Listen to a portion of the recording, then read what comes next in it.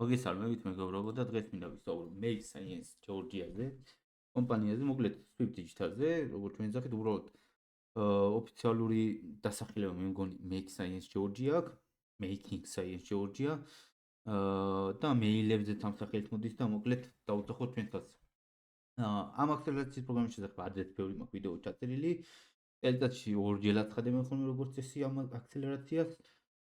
ძალიან ბევრი მიმართულებით ტარდება, ვიდეოს ჩავწერე და ვანონსე, რომ აუცილებლად მიიღეთ მეთქი მონაწილეობა, აუცილებლად დარეგისტრირდეთ მეთქი წინა ვიდეოებში და ერთ-ორი სიტყვით მინდა ვისაუბრო. მოვიდა, ესე ვთქვათ, მეილები, მე დავრეგისტრირე, რა თქმა უნდა.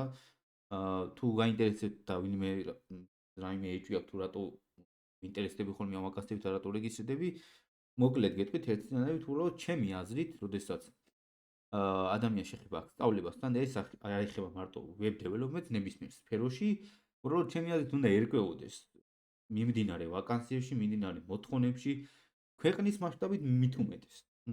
რომ აი რა ხდება ჩვენს ქვეყანაში, რა მდგომარეობაა, ჯუნიორების დასაქმების პერსპექტივა როგორია და ასე შემდეგ. ანუ განა მარტო ის კი არ უნდა იცოდეს, რომ კომპანიები არსებობს, ეს კომპანია მას აცხადებს. უნდა იცოდეს შიგნით რა ხდება, თვითონ ის პროცესი როგორია აღვანის. იმიტომ რომ როგორ უნდა მიცეს ადამიანმა რჩევა, რომ აი შენ ამას მიაქცე ყურადღება ამ საკითხებს და დიდი შანსია რომ თქვა აი რაღაცა წარმატებით გადახვიდე შემდეგ ეტაპზე, მიხვიდე გასაუბრებამდე და ასე შემდეგ. ანუ გამორიცხული თემა არის. თუ ვინმე აკეთებს მაგას, მე დავიგონეთ რომ გატყუებთ.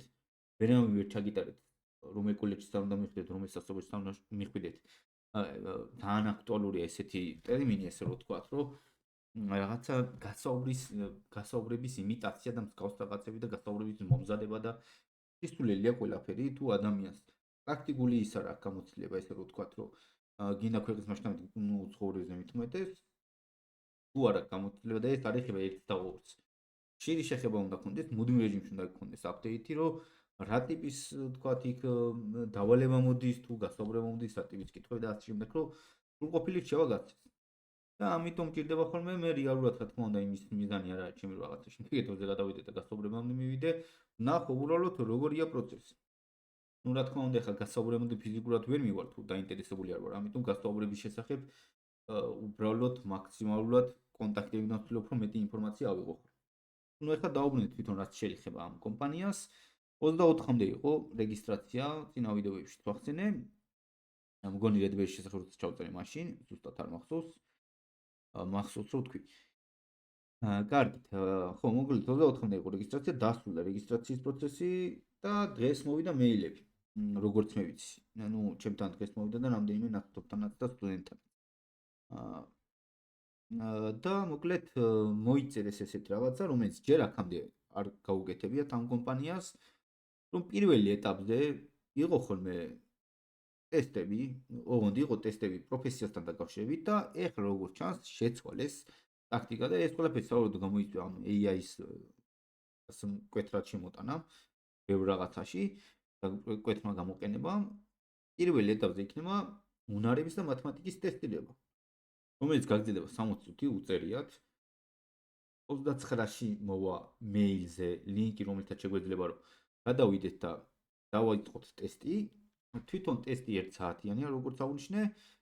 მაქსიმუმ რამდენი ქულა, რამდენი კითხვა, როგორ ნაწილდება ეს უნარები, მათემატიკა, საერთოდ გულისხმობ აქ ლოგიკის ნაწილი, მაგრამ დაახლოებით ისეთი იქნება თუ არა, როგორც ეროვნულების კონსულტაცია იყო თუ არა, არ ვიცი, წარმოდგენა არ მაქვს. ну მათემატიკური და უნარები რო ახსენეს, ну გულისხმობს საერთოდ უნარებში გულისხმობს რაღაც ლოგიკური ამოცანები იქნება, როგორი ვერ იტყვი. რა თქმა უნდა, როდესაც ეს ტესტები ჩაივლის, აუცილებლად გადავიღებ ვიდეოს ამასთან დაკავშირებით, თუ როგორი იყო ეს გამოცდა. კიდევ მინდა აღნიშნო, რომ ადრე წინა მიღებებზე ვიდეოც როცა მაქვს ჩაწერილი, აღნიშნული მაქვს, რომ 6 მიმართულებით დავრეგისტრირდი. ანუ მე მაგალითად ძალიან ბევრი მიმართულებით აქვს ხოლმე მიღება და ბევრი მიმართულებით ვირეგისტრირდები, რომ ყველასით ვნახო რა ტიპის ტესტები მოდის, რა ტიპის დავალებები და ასე შემდეგ. Angular-ზე ვარ, ეს როგორც მახსოვს დარეგისტრირებული, შეიძლება 6 ვარ ჩამოთვალოს ზეპირად, მაგრამ რო არ გამომჩეს, უბრალოდ ძირითადებს აღნიშნავ, რომელიც ფრონტენდს და webs უკავშირდება უფრო. Angular-ზე ვარ დარეგისტრირებული, React-ზე ვარ დარეგისტრირებული, React Native-ზეც ვარ დარეგისტრირებული. Python-ზე ვარ დარეგისტრირებული და back-ის მხარეს Node-ზე და როგორც მახსოვს კიდე დაემატა წელს, ანუ ამ მიღებაზე, წინა მიღებაზე არ ვიცი არ შემიჩნევია იყო თუ არა. AI აგენტებთან დაკავშირებით ხო რაღაცები და დამაინტერესა და მაინტერესებს როგორი ტიპის რა იქნება საერთოდ ან რას გულისხმობს. იმიტომ რომ ეს მიმართულებით ზოგადად ძალიან აქტუალურია და როგორ განვითარდება თვალყური მინდა რომ ვადევნო. ნუ წინა ეს რატო აღნიშნე ახლა რომ ბევრზე რეგისტრირდები ხოლმე. რეალურად რა თქმა უნდა 6-ში ვერ მივიღე ფიზიკურად რომ წმინდოდეს და თუ თქვენ რომელიმე თქვათ React-იც და Angular-იც და ორივეზე დარეგისტრირდით, მაგიტო ვამბობ ამ საბოლოოდ რა თქმა უნდა ერთში გაივლით. იმას რა ქვია? აქსელერაციას ერთ პროგრამას ერთი მიმართულებით აიღებთ ყველა ვარიანტში. პრობლემები შეიძლება მოყვეს თუ არა რამდენიმე თუ გაქვთ აღებული. მე მაგალითად უდესაც ასე 6-5-6-ში დავრეგისტრირდი წინა მიღებებზე, მეილი გამომიგზავნეთ რაღაცა მაგასთან დაკავშირებით. დაჟე შემთხვევით მაშინ არასტორი CV-ც კი ავტვირთე და სტორი CV-ი გამოგვიგზავნება. აიმპნის. რაღაცა თქვის CV ავტვირთე მეგონი საერთოდ. ნუ რა თქმა უნდა რაღაცა კატასტროფული ის არის, მაგრამ მე მგონი უკვე იმდენი ხანია ამ რაღაცებს ვაკეთებ, რომ ის მივიღო ინფორმაცია რა ტიპის გამოსტებია და რაღაცა საერთოდ მე მგონი მიცნობი რა არ ვიცი. ჩემ მეილზე ცნობი. ხო მოკლედ პრობლემა არ არის ბევრში დარეგისტრირება. ეხლაც მომივიდა მეილი. უბრალოდ შარშან რადგან ესე ვთქვათ პირველი ეტაპი იყო პროფესიული ტესტები. 6-ვე თუ 5-ვე მიმართულებით მომივიდა ტესტები, რომ Angular-შიც ვაკეთებდი ტესტებს, React-შიც, იმაშიც. ოღონდ დრო იყო რა თქმა უნდა შეზღუდული და ეხლა შეზღუდულია 29-ში მოვა დილის 11 საათზე. ეს უნარების და მათემატიკის ტესტი 1 საათიანი და დრო გვექნება 2 დღე თითქმის. მეორე დღეს, ანუ 30 აპრილის საღამოს 11-მდე თუ 12-მდე იქნება დრო. ნუ ენახევარი რა თითქმის. საკმარისად რა თქმა უნდა იმისთვის რომ ყურადღება ადამიანმა არ გამორჩეს, მაგრამ იყო წინა მიღებებზე მომენტი რომ ერთი დღე იქონდათ ვადა და ბევრმა ვერ დაწერა და მაგის გამო მე გაზარდეს ეს ვადები.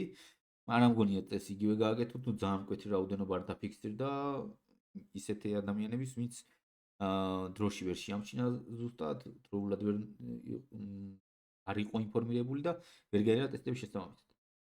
მოკლედ აუცილებლად გადავიღებ ვიდეოს, როგორი ტიპის ტესტები იქნება, მაინტერესებს.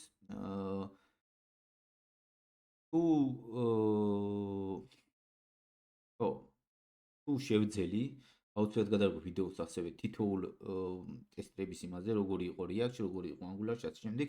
ალბათ ერთ ვიდეოს დავდებ და უბრალოდ რაღაც ტაიმლაინებით შეგეძლებათ ტაიმსტეპებით გადასვლა ვიდეოს აღწერაში, რომელიც თქვენ მონაკვეთი თქვენ გაინტერესებთ და ვნახოთ რა გამოვა.